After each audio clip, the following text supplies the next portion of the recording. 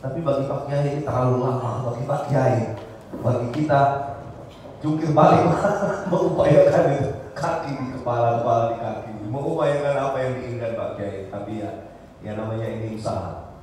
Kalau Pak Kiai punya uang, kalau kalian punya energi, ya kami berkorban apa yang kami punya. Mudah-mudahan cita-cita Pak Kiai yang besar untuk mewujudkan Indonesia yang adil dan makmur itu bisa terwujud. Dan cita-cita terbesar Pak Kiai yang lain adalah mengembalikan Indonesia sebagai pusat ilmu pengetahuan. Seandainya Bapak dan Ibu sekalian tahu bagaimana Syailendra dulu, orang seluruh dunia belajar di Indonesia. Tapi kenapa sekarang terbalik ya? Kalau Bapak dan Ibu misalnya pernah ke Muaro Jambi, saya langsung bisa menganalisis karena saya arsitek. Wah, ini dulu bekas kampus, ini batasnya, ini tempat karantina, ini ada tempat apa seperti kalau zaman dulu masih Hindu dan seterusnya itu. Dan ini sangat menarik. Pendidikan ini pernah berpindah ke Irak, pernah berpindah ke Azhar. Nah, Pak Yai ingin mengembalikan pusat pendidikan dunia itu ke Indonesia dan itu ada di Pacet. Mungkin hanya itu saja yang bisa saya sampaikan. Kurang lebihnya saya mohon maaf. Assalamualaikum warahmatullahi wabarakatuh. Waalaikumsalam. Yang sampai 3 kali ditolak berturut-turut, sampai puluhan tahun patah hati, itu luar biasa. Tapi pesannya apa? Itu tadi kerja keras tanpa mengenal yang namanya putus asa. Karena tadi pesan. Jadi hadis ini tipologi yang diinginkan Rasulullah, saya kira ini ada. Yang kedua, kata khairun itu kan al-yadul ulya, tangan yang di atas, al-mu'tiyah, tangan yang produktif, tangan yang mandiri, sehingga tidak lagi hanya mengharap. Nah itu ada kata khair. Mohon maaf Pak Yai dan semuanya, kata khair dibanding dari kata afdal, dibanding dari kata hasanah, dibanding dari kata tayyib.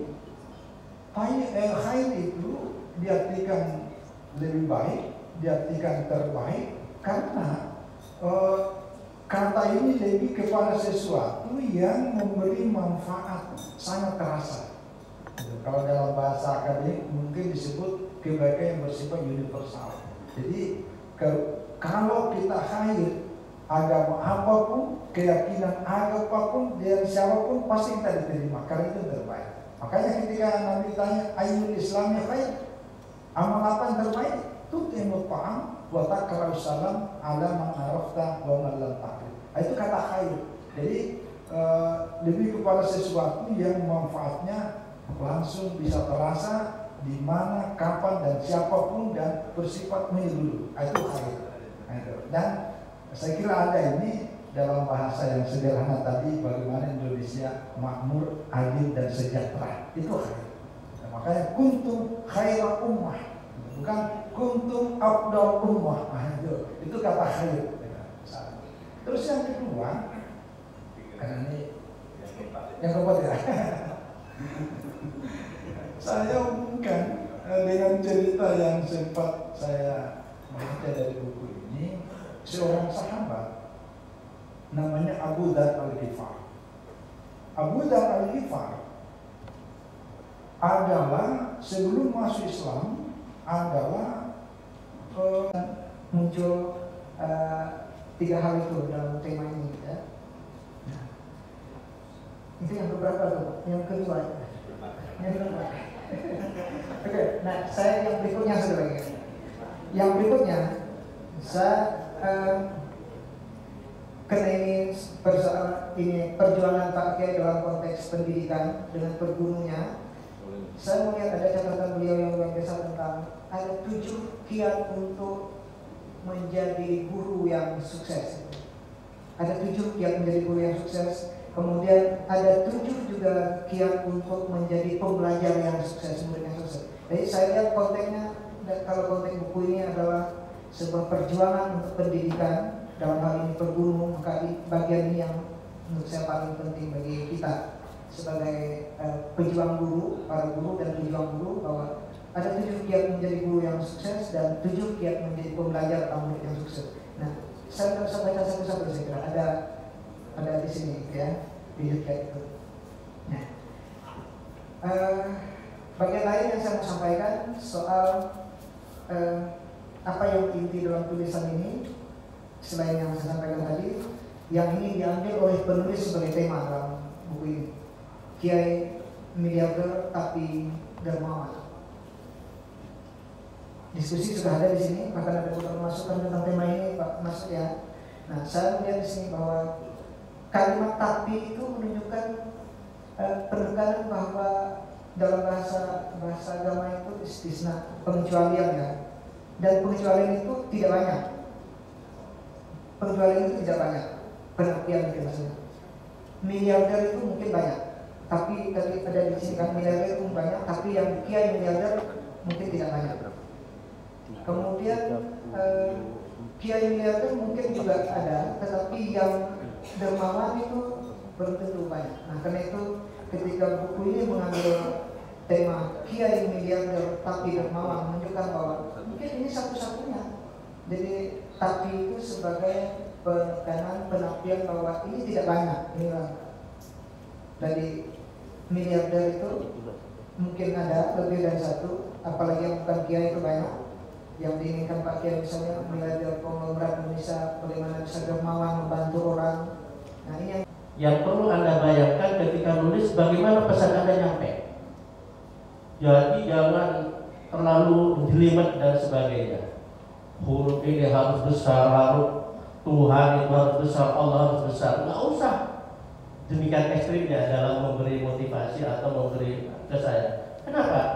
Karena huruf aslinya Allah itu di bahasa Arab nggak dibesarkan kok, cuma Allah biasa seperti yang lain. Ya ini memang apa ya, memang tidak bisa diikuti. Tapi kan filosofinya bahwa kita itu yang paling penting, kalau saya berdialog dengan Pak Pangdam, berdialog dengan Pak Gubernur atau Pak Kapolda, yang penting apa yang saya sampaikan dimengerti, daripada saya pakai bahasa macam-macam ternyata nggak ngerti itu kan. Nah, keberuntungan kedua ketika menulis buku ini, karena saya mengikuti beliau itu selama 3 tahun lebih. Kadang begini, penulis itu mohon maaf, menulis profil seseorang ya hanya wawancara, profilnya gubernur sekali-kali wawancara gitu kan, sehingga nggak tahu detail, tidak tahu backgroundnya seperti apa. Kalau saya alhamdulillah ke luar negeri, ke berbagai provinsi ikut beliau, kadang tidur dalam satu kamar, sehingga beliau melakukan apa itu saya tahu, sehingga saya merasa orang paling dekat. Tapi tentu saja yang paling dekat adalah istri beliau, bukan saya. Jadi paling tidak saya bisa menjiwai. Nah itu keberuntungan saya sebagai penulis. Di Surabaya itu ada seorang sarjana mengadakan penelitian di lokalisasi terbesar se-Asia Tenggara saat itu sebelum ditutup, yaitu di Doli, namanya Cahyo, untuk menjiwai bagaimana seorang pelacur, bagaimana perilakunya, bagaimana PTS itu Jakarta. Beliau tidur di situ. Karena tidur di situ ya melakukan perzinahan juga akhirnya, demi penelitian, demi bisa tahu. Terlepas yang terlepas itu tidak baik ya, tapi resiko itu. Tapi bagaimanapun seorang penulis memang harus paham betul. Alhamdulillah, makanya saya dapat berkah, saya dekat dengan beliau, diajak kemana-mana sehingga saya tahu betul karakter beliau. Paling tidak yang menurut mindset saya itu. Karena itu ketika saya menulis tentang beliau, dan itu saya muat di bangsaonline.com. Bapak Ibu sekalian nanti bisa lihat browsing. Bangsaonline.com itu media saya.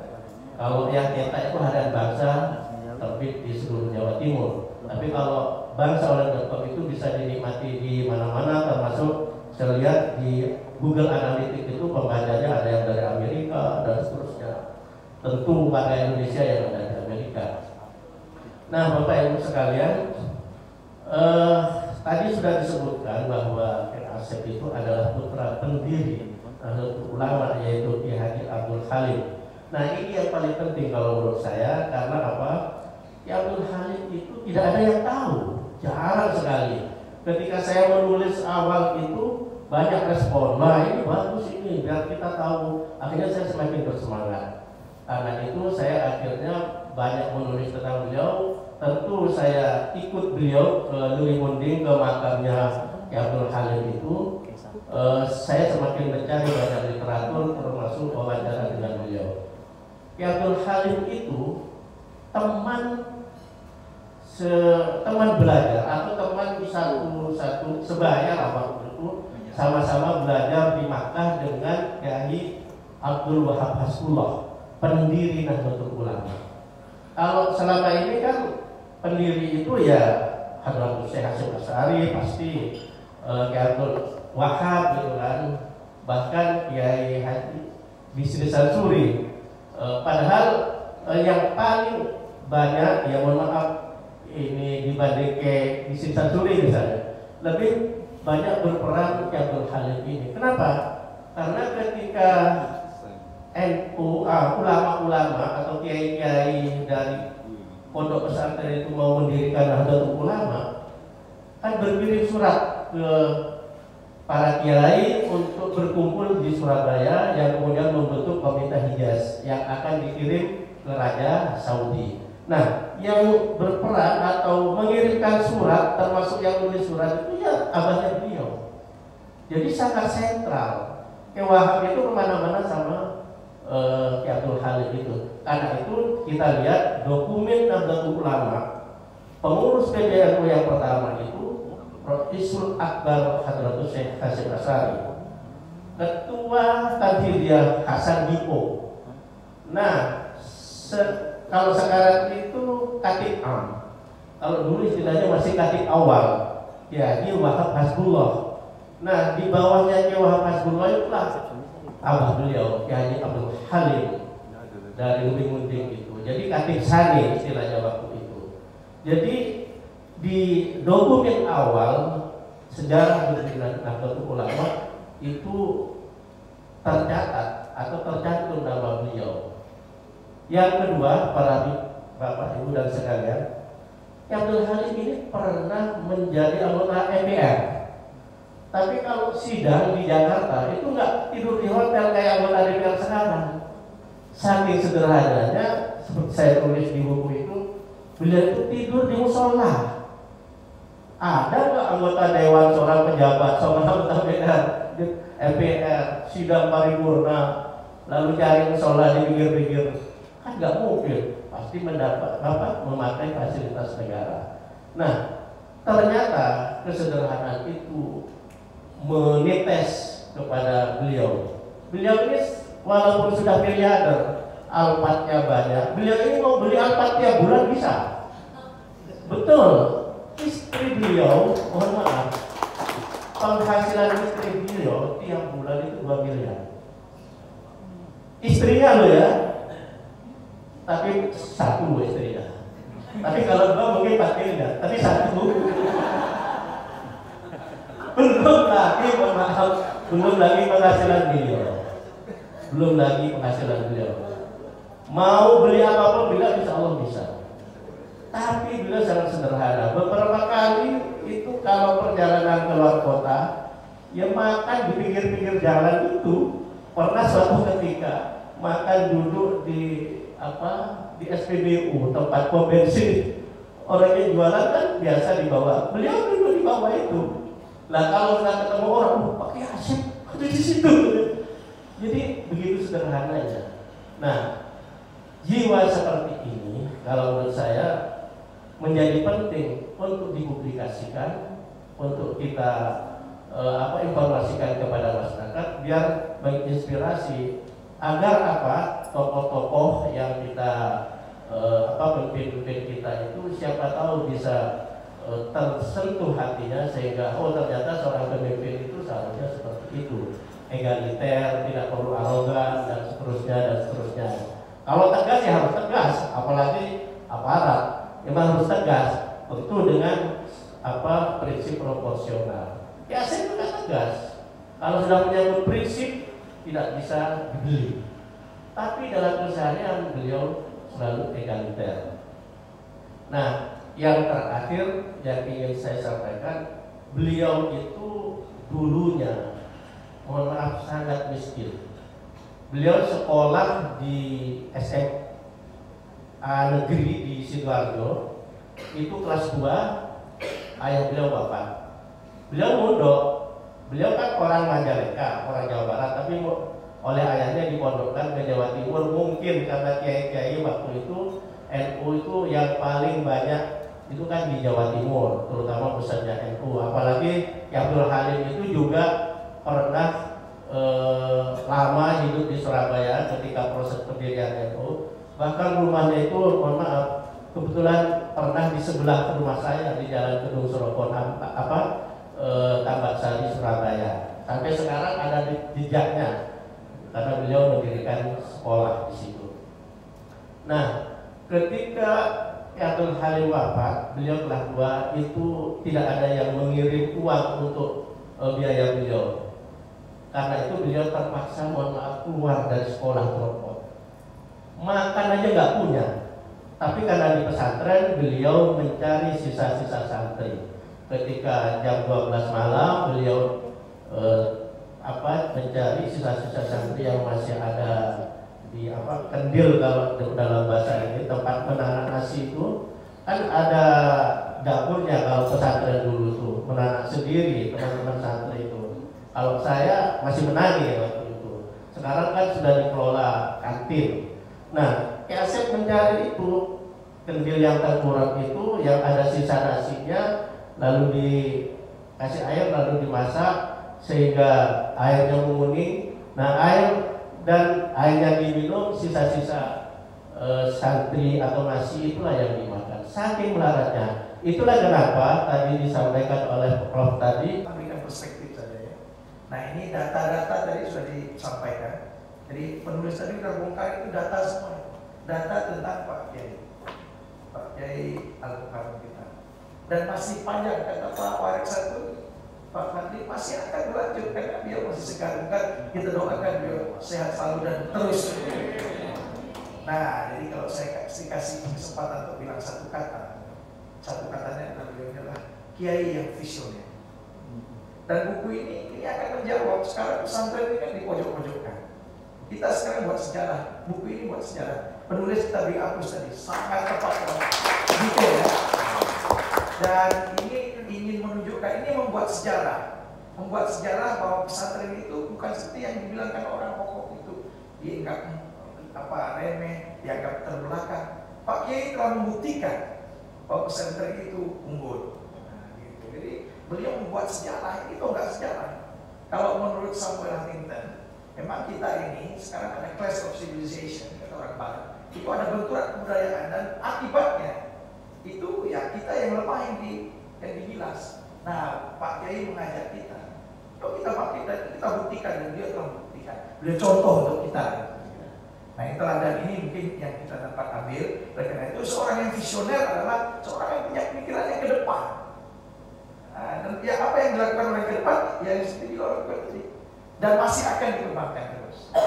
Nah, saya sebagai guru besar dalam bidang religious studies, studi keagamaan ya. Jadi beliau ini salah satu yang ada dalam buku ini adalah ini menunjukkan bahwa keagamaan, gerakan keagamaan Indonesia ini memang yang dipelopori Islam sangat berkembang dengan baik. Dan Samuel Huntington meramalkan perkembangan Islam, kebangkitan dunia Islam itu akan bermula dari Indonesia. Nah, dia sudah tunjukkan gitu. Oleh karena itu salah satunya adalah ketika kemarin di Singkawang, beliau hadir di Singkawang, itu menginspirasi tokoh lokal. Bahkan bupatinya pun sampai wali kota ya, wali kota itu kesoan ke Amanul Umar. Ini tadi beliau sampaikan. Dan beliau sampaikan ini justru yang mendapat inspirasi mengamalkan ajaran Islam. Bahkan bangun katanya, dia cerita tadi awal sekali saya ketemu di tukang itu. Nah, beliau berhasil menginspirasi orang lain untuk mengamalkan Islam. Ya, Islam itu kalau diamalkan dengan baik, itu bangun Pak malam jam 2. Beliau ini, saya dengar cerita beliau ini kalau di Amatul Umat kan tinggalnya di Surabaya. Jam 2 sudah ada di Pacet gitu kan. Itu salah satu yang saya dengar dari bisik-bisik yang lain.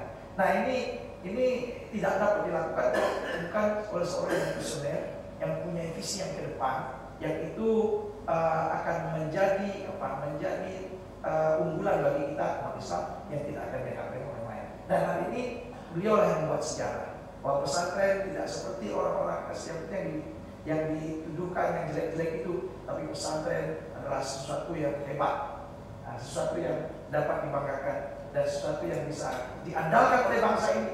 Dan tadi yang disampaikan oleh penulis tadi ya, mencerdaskan kehidupan bangsa, membangun IPN, dan itu sekarang hadir di Kalimantan Barat. Jadi kita alhamdulillah kita bersyukur beliau sangat peduli dalam Kalimantan Barat, dan beliau bersama kita alhamdulillah ini melalui PW Perguru Kalbar membawa beliau ke sini menjadi jalan, menjadi wasilah untuk kita semua, sehingga kita bisa dapat membantu pemerintah daerah dalam meningkatkan IPN yang tadi sudah disampaikan oleh penulis.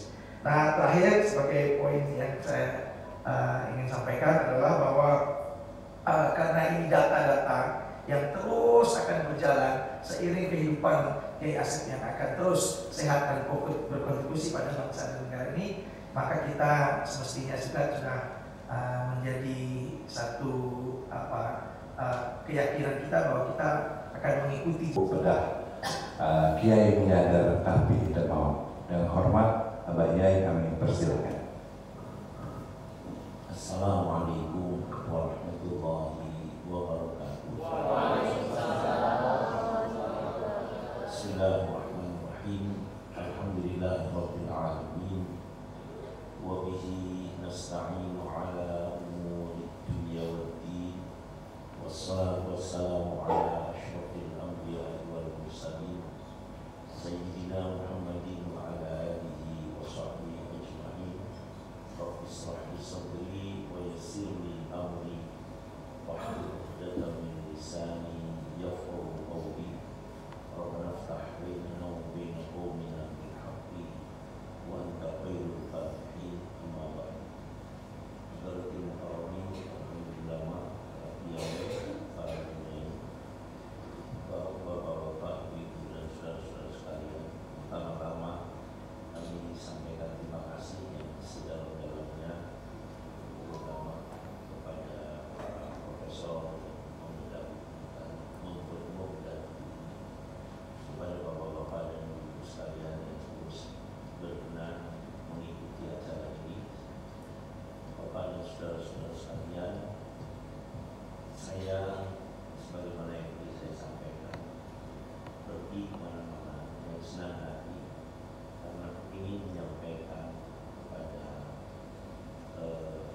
hadirin, kepada pengelola pendidikan, kepada masyarakat. Kalau kepada pengelola pendidikan ingin saya sampaikan bahwa kita harus mempertanggungjawabkan tanggung jawab pendidikan. Bahwa Indonesia dulu dimerdekakan dan kemudian menjadi merdeka. Pesannya merdeka adalah memberikan pesan kepada semua mereka yang hidup dalam kemerdekaan untuk ikut serta berkontribusi mewujudkan Indonesia yang maju, Indonesia yang makmur, dan Indonesia yang adil. Ini Bapak dan Ibu sekalian. Pertama berkaitan dengan ayah saya. Ayah saya ini dulu memang bersahabat dengan Bapak Suko, sama-sama di Mekah. Kemudian memang dengan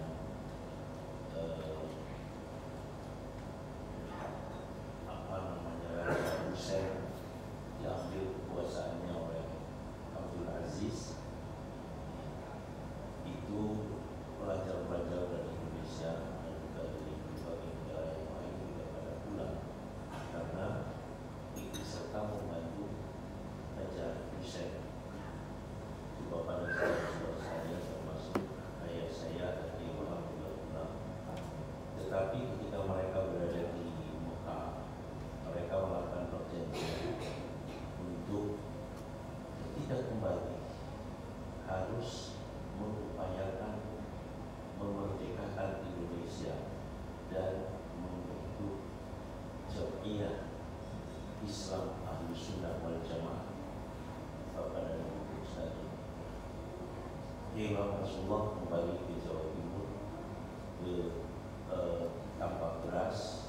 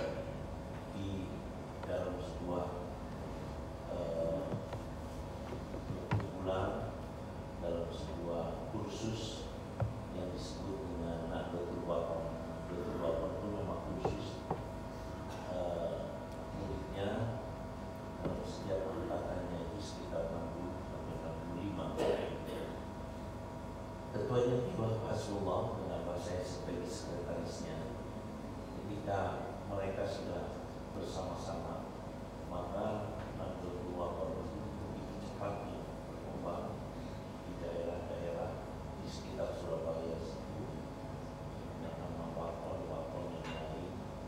Kemudian termasuk juga Syubanul Wathon. Ketika pada saat Syubanul Wathon, mereka berpikir bahwa saatnya ini ada momen di mana Raja Abdul Aziz akan menghancurkan situs-situs Nabi Muhammad SAW. Inilah momen yang harus dibuat untuk menyatukan kiai-kiai pondok pesantren, fuhulul ulama besar yang luar biasa saat itu. Bapak dan Ibu sekalian, maka dibuatlah surat bersama-sama Pak saya dengan Kiai Abdul didiktekan oleh Abdul Rasulullah, dikoreksi oleh Pak. Satu di antara koreksinya setelah selesai surat itu, Bapak saya mengatakan, Kiai ada yang dilupakan oleh Kiai, yaitu tentang Indonesia merdeka. Jadi Abdul Wahab menjawab, tentu itu yang paling utama. Maka isi surat itu adalah bagaimana membuat Indonesia merdeka dan membentuk Jam'iyah Ahlus Sunnah wal Jamaah.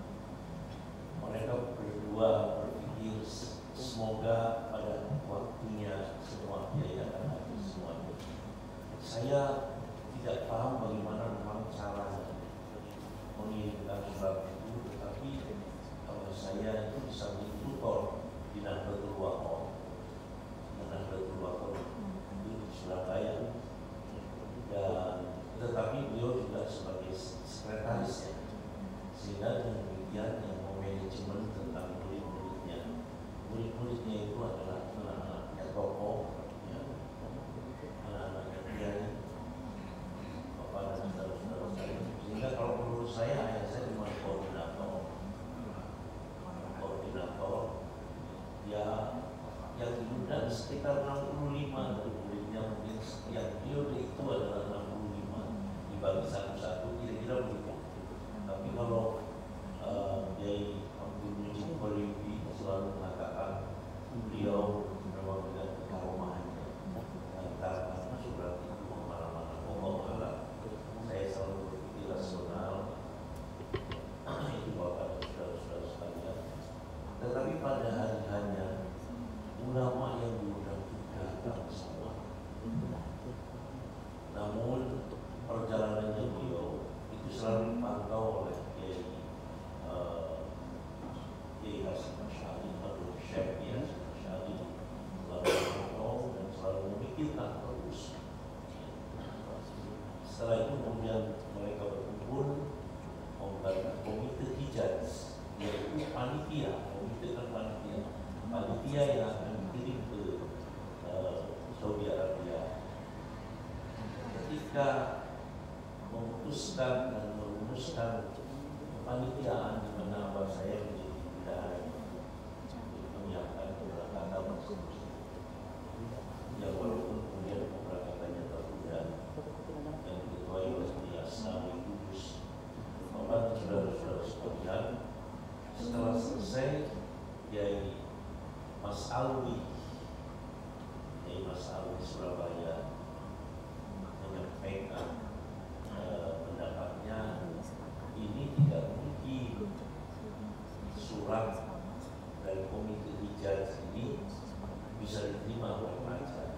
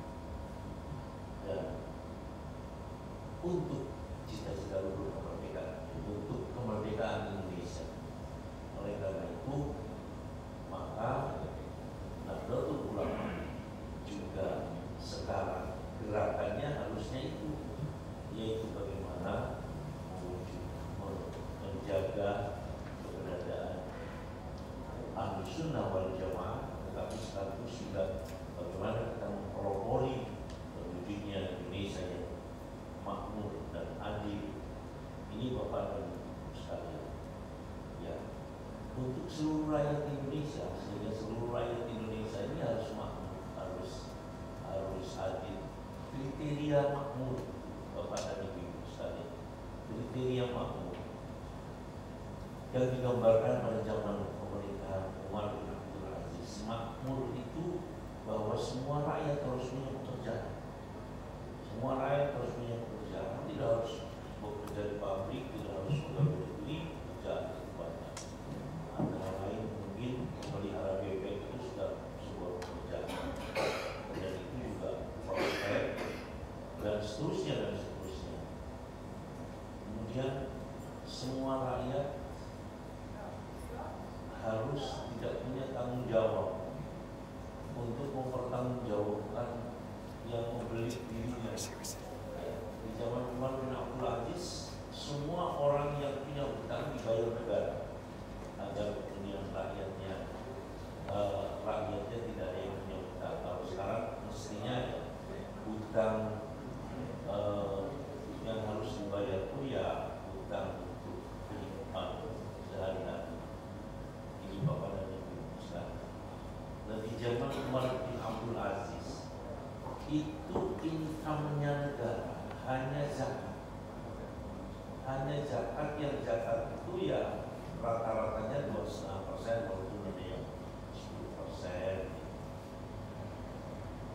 Jauh lebih kecil daripada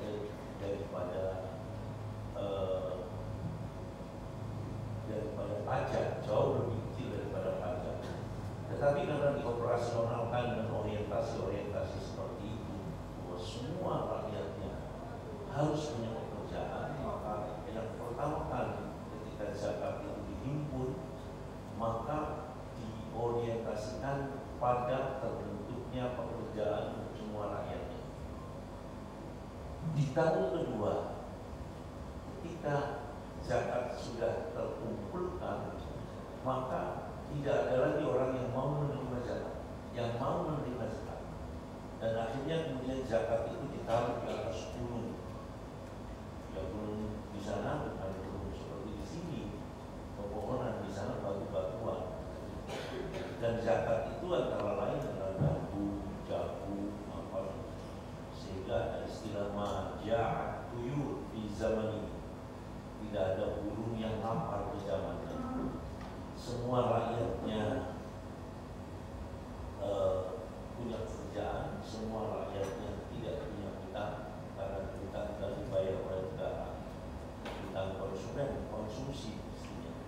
Kemudian semua rakyatnya punya rumah, semua anak muda dipikirkan tentang pernikahannya, dan seterusnya. Sehingga sebetulnya kalau itu menjadi orientasi para pemimpin di daerah-daerah, ya Bapak dan saudara-saudara sekalian, insya Allah dengan cepatnya Indonesia yang maju lagi dan makmur itu bisa. Nah, untuk terwujudnya negara yang demikian ini, menurut sebuah teori dibutuhkan 4 pilar, yaitu 1, ulama. Ulama itu ya ahli agama, tetapi juga orang keilmuan yang lain, tetapi komitmen dengan keilmuannya. Ya pasti tentu keilmuan itu akan menuju kepada sebuah kebenaran, yang kemudian ilmunya digunakan dijadikan referensi oleh birokratnya.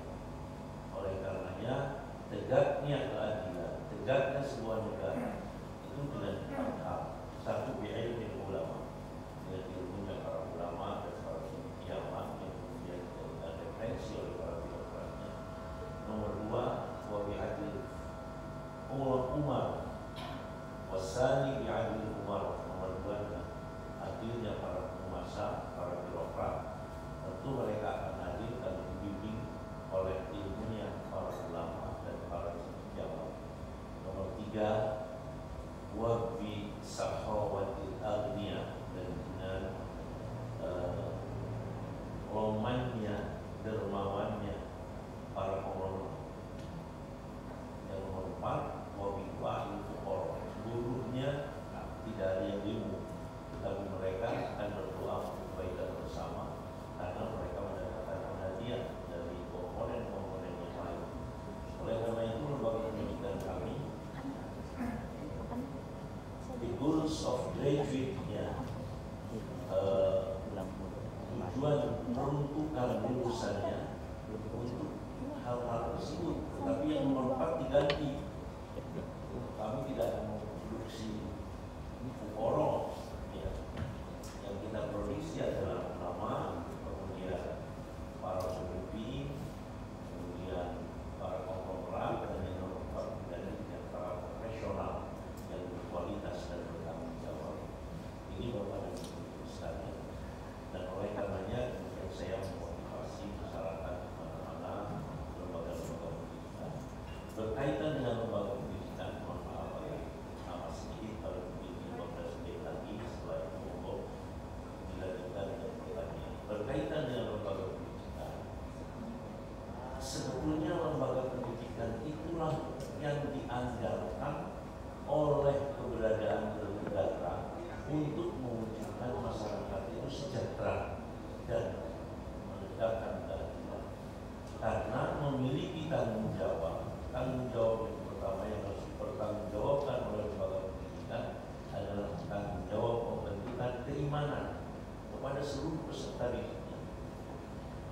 Salah satu rukun iman adalah iman dengan hari kiamat yang di dalamnya yaumul jaza, hari pembalasan.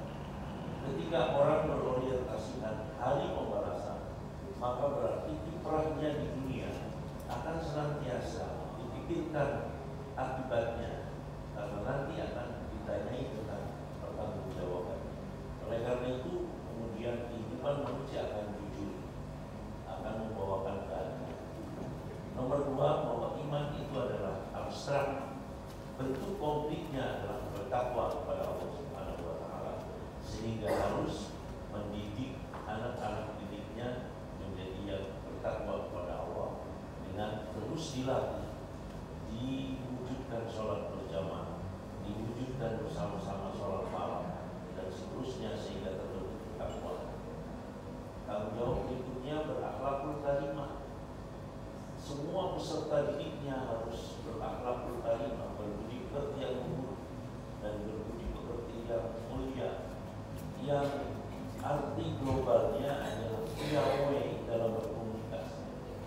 Di antara nilai-nilai al-akhlakul karimah yang disempurnakan oleh Nabi, bahwa orang tidak boleh malas, tidak boleh berkata tidak bisa, tidak boleh putus asa, termasuk jangan suka hutang, termasuk Nabi mengatakan Allahumma inna na'udzubika min ghalabatil dain, karena hutang.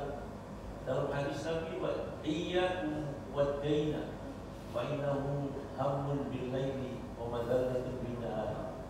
Takutlah kamu dengan hutang, karena hutang itu kan membuat kita sedih di malam hari, bingung di malam hari, dan di siang hari kita akan merasa hina karena takut kemudian didatangi oleh debt collector. Tetapi kalau kita tidak punya hutang, kemudian juga langkah kita akan lincah kepada diri sekalian. Baru tanggung jawab pendidikan yang keempat adalah tanggung jawab akademis. Disadarkan guru-guru perlu, semua guru yang lain juga, bahwa tanggung jawab akademis ini artinya semua muatan kurikulum harus tersampaikan kepada anak didik, dan semua anak didik harus mengerti. Jangan sampai tidak mengerti, karena mereka kemudian dengan mengerti memiliki ilmu. Al-ilmu wal fahm, ilmu itu adalah paham, dan ketika kemudian menjadi ilmu karena dia paham, knowledge is power. Al-ilmu quwwah, ilmu itu adalah power, kekuatan. Ini Bapak dan Saudara sekalian. Tanggung jawab berikutnya dalam bentuk kita cerdas. Cerdas itu akan terbentuk dengan sendirinya ketika tanggung jawab akademis bisa tersempurna, mengerti. Maka kemudian orang akan menjadi cerdas. Tanggung jawab berikutnya harus dipahamkan tentang arti kesehatan. Mohon maaf, kita mempunyai sholat malam. Sholat malam itu antara lain hikmahnya adalah makradatul liddan minal jasad, pengusiran penyakit dari tubuh di bawah dari pusat. Ketika orang itu sehat, maka dia akan bisa bertahan lama dan efektif dalam bekerja. Tanggung jawab berikutnya adalah tanggung jawab keterampilan. Mohon maaf, bukan dominasinya SMK bahwa seluruh unit pendidikan harus memberikan keterampilan untuk menyempurnakan akademisnya. Keterampilan saat ini yang efektif, yang mudah diajarkan adalah internet, adalah IT, akuntansi, bahasa itu samping akademis juga bisa dijadikan keterampilan. Speakingnya kalau bahasa Inggris, kalamahnya kalau bahasa Arab. Ini sudah masuk dalam keterampilan. Dan tanggung jawab berikutnya adalah tanggung jawab seni. Nah, seni ini intinya sebetulnya ar-rahimu la yarhamur rahman irhamu man fil ardi yarhamu man fis sama. Orang-orang yang senantiasa menebarkan kasih sayang pada lingkungannya, Allah dan malaikatnya akan senantiasa memberikan tebaran kasih sayang kepada mereka. Tanggung jawab berikutnya adalah pembentukan kreativitas. Tidak usah diajarkan, asal yang 8 tadi bisa menggunakan, maka kreativitas akan tumbuh dengan sendirinya, karena kreativitas membutuhkan bahan baku. Bahan bakunya adalah akademis dan keterampilan. Membutuhkan mesin yang berupa kecerdasan. Ketika hasil kreativitas itu dioperasionalkan dengan al-akhlaqul karimah, tidak boleh malas, tidak boleh berkata tidak bisa, tidak boleh putus asa, maka seseorang akan bisa mewujudkan kesejahteraan dalam hidupnya untuk dirinya, dan kemudian kesejahteraannya akan juga ditebarkan kepada masyarakatnya karena dikemas oleh keimanannya, dan kesejahteraannya akan ikut serta mengupayakan terbentuknya keadilan. Ini Bapak dan saudara-saudara sekalian, saya ingin menyampaikan sebagaimana yang tadi sudah disampaikan, bahwa betapapun kemudian dicetak buku dengan berjudul seperti ini, yang miliarder tapi dermawan. Saya dulu orang yang insya Allah yang paling miskin dari yang hadir saat ini. Tidak ada yang lebih miskin dari saya. Ketika saya mau kuliah di tahun 74, saya harus jadi kuli bangunan dulu selama 2 bulan untuk mengumpulkan uang 6.000 rupiah sehari. Bayarannya kuli bangunan saat itu 225 rupiah. Saya gunakan 30 rupiah untuk